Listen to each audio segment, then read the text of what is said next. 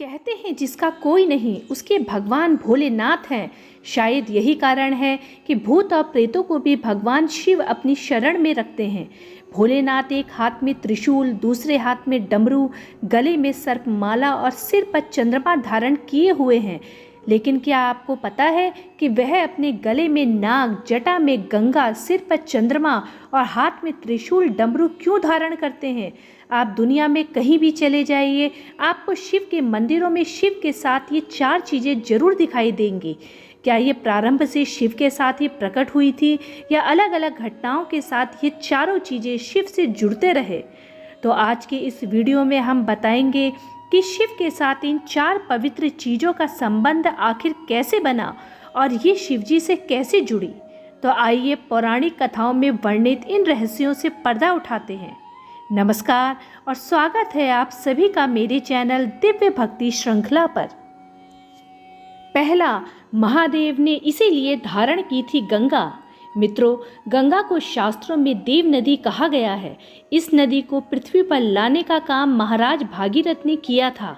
महाराज भागीरथ की तपस्या से प्रसन्न होकर भगवान शिव ने भगवान विष्णु के चरण से निकलने वाली गंगा को अपने सिर पर धारण करके पृथ्वी पर उतारने का वरदान दिया। पौराणिक कथा के अनुसार भागीरथ एक प्रतापी राजा थे। उन्होंने अपने पूर्वजों को जीवन मरण के दोष से मुक्त करने के लिए गंगा को पृथ्वी पर लाने का संकल्प किया, जिसके लिए उन्होंने कठोर तप किया। तब गंगा उनकी कठोर तपस्या से प्रसन्न हुई और पृथ्वी पर आने को तैयार हो गई। लेकिन उन्होंने भागीरथ से कहा कि यदि वह स्वर्ग से पृथ्वी पर गिरेगी तो पृथ्वी उनका वेग सहन नहीं कर पाएगी और रसातल में चली जाएगी। यह सुनकर भागीरथ सोच में पड़ गए। गंगा को यह भी अभिमान था कि कोई भी उनका वेग सहन नहीं कर सकता। तब भागीरथ ने भगवान भोलेनाथ की आराधना शुरू की। उनकी कठोर तपस्या को देखकर भगवान शिव प्रसन्न हुए और भागीरथ से वरदान मांगने को कहा। तब भागीरथ ने उनसे अपना मनोरथ कहा। इसके बाद जैसे ही गंगा स्वर्ग से पृथ्वी पर उतरने लगी तो भोलेनाथ ने उनका अभिमान चूर करने के लिए उन्हें अपनी जटाओं में कैद कर लिया। तब उन्होंने शिवजी से माफ़ी मांगी। तब भगवान शिव ने उन्हें अपनी जटा के एक छोटे से पोखर में छोड़ दिया, जहां से गंगा 7 धाराओं में प्रवाहित हुई। दूसरा, शिव द्वारा धारण किया था शीश पर चंद्रमा। मित्रों, शिव पुराण में भोलेनाथ के शीश पर चंद्रमा धारण करने को लेकर एक कथा मिलती है। उस कथा के अनुसार चंद्रदेव का विवाह राजा दक्ष की 27 नक्षत्र कन्याओं से हुआ था, परंतु चंद्रमा अपनी पत्नी रोहिणी से अधिक प्रेम करते थे। रोहिणी के रूप पर चंद्रमा मोहित थे।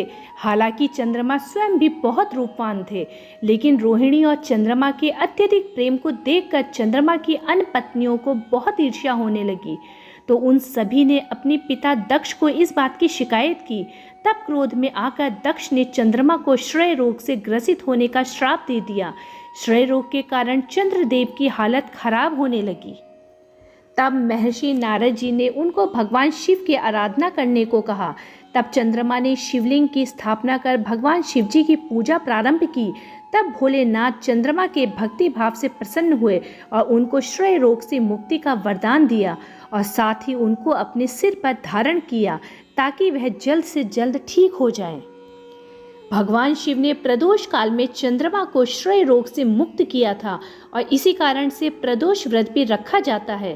तभी से भगवान शिव को सोमनाथ, चंद्रशेखर, शशिधर आदि अनेक नामों से पुकारा जाता है। लेकिन आज भी चंद्रमा के घटने बढ़ने का कारण महाराज दक्ष का श्राप ही माना जाता है।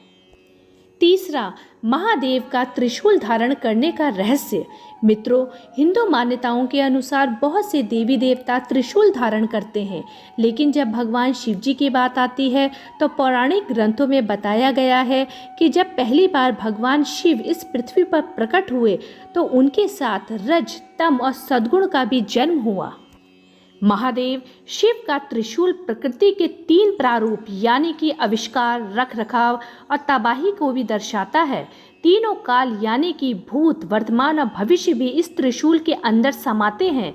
सिर्फ यही नहीं, त्रिमूर्ति ब्रह्मा, विष्णु और महेश का रूप भी त्रिशूल में देखा जा सकता है। पौराणिक मान्यताओं के अनुसार त्रिशूल के चलते सभी नकारात्मक शक्तियां हमसे हमेशा दूर रहती हैं और हम आध्यात्मिक जीवन की तरफ अग्रसर होते हैं।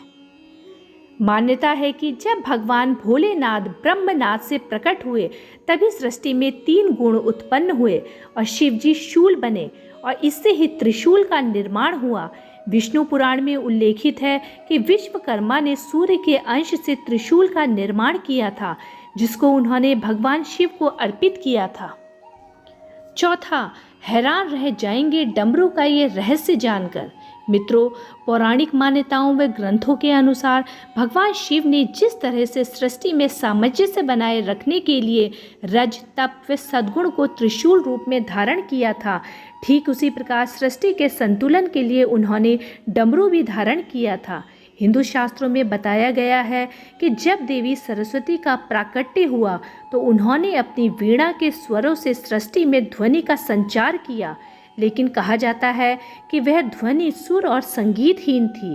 तब भोलेनाथ ने नृत्य किया और 14 बार डमरू बजाया। मान्यता है कि डमरू की उस ध्वनि से ही संगीत के धुन और ताल का जन्म हुआ। डमरू को ब्रह्मदेव का भी स्वरूप माना जाता है। पुराणों के अनुसार भगवान शिव के डमरू से कुछ अचूक और चमत्कारिक मंत्र निकले थे।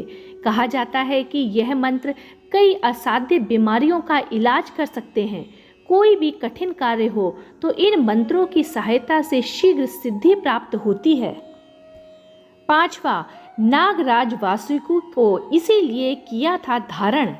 मित्रों, भगवान शिव के गले में लिपटे नजर आने वाले सांप का नाम वासुकी है, जो कि भगवान शिव के अति प्रिय भक्त हैं।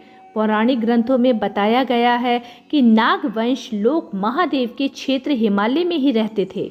इन सभी से शिव को बहुत लगाव था।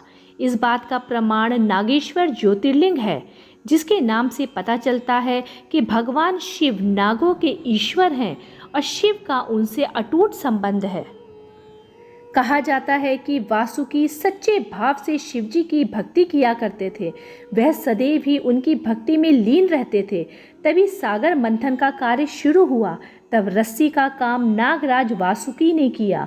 उनकी भक्ति को देखकर भोलेनाथ अत्यंत प्रसन्न हुए। उन्होंने वासुकी को अपने गले में लिपटे रहने का वरदान दिया। इस तरह नागराज वासुकी अमर भी हो गए। शिवजी इसलिए लगाते हैं भस्म। मित्रों, नाग, चंद्रमा, त्रिशूल की ही तरह भोलेनाथ अपने शरीर पर भस्म भी लगाते हैं। शिव पुराण में बताया गया है कि शिवजी को मृत्यु का स्वामी माना गया है और शिवजी शव के जलने के बाद बची भस्म को अपने शरीर पर धारण करते हैं। इस प्रकार शिवजी भस्म लगाकर संसार को यह संदेश देते हैं कि हमारा यह शरीर नश्वर है और एक दिन इसी भस्म की तरह मिट्टी में मिल जाएगा। इसीलिए हमें अपने शरीर पर गर्व नहीं करना चाहिए। शास्त्रों में बताया गया है कि शरीर पर भस्म लगाकर भगवान शिव खुद को मृत आत्मा से जोड़ते हैं। उनके अनुसार मरने के बाद मृत व्यक्ति को जलाने के पश्चात बची हुई राख में उसके जीवन का कोई कण शेष नहीं रहता। ना उसके दुख, ना सुख, ना कोई बुराई और ना ही उसकी कोई अच्छाई बचती है। इसीलिए वह राख पवित्र है। ऐसी राख को भगवान शिव अपने तन पर लगाकर सम्मानित करते हैं।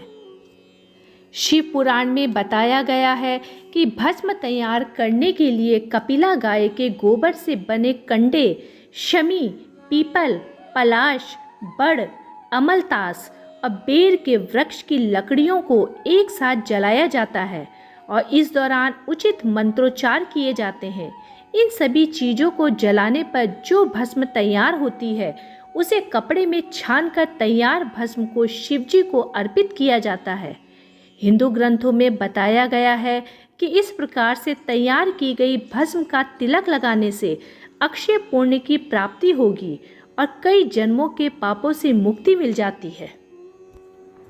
तो मित्रों, उम्मीद है आप सबको समझ में आ गया होगा कि आखिर महादेव शिवजी ने यह 6 चीज़ें गंगा, चंद्रमा, त्रिशूल, डमरू, नाग व राख को क्यों और किस कारण से धारण किया हुआ है। मित्रों, अगर आपको मेरा आज का वीडियो पसंद आया हो तो कृपया मेरे चैनल दिव्य भक्ति श्रृंखला को लाइक, सब्सक्राइब व शेयर करना ना भूलें। आगे भी मैं ऐसी ही पौराणिक कथाओं को आपके समक्ष प्रस्तुत करती रहूँगी। धन्यवाद।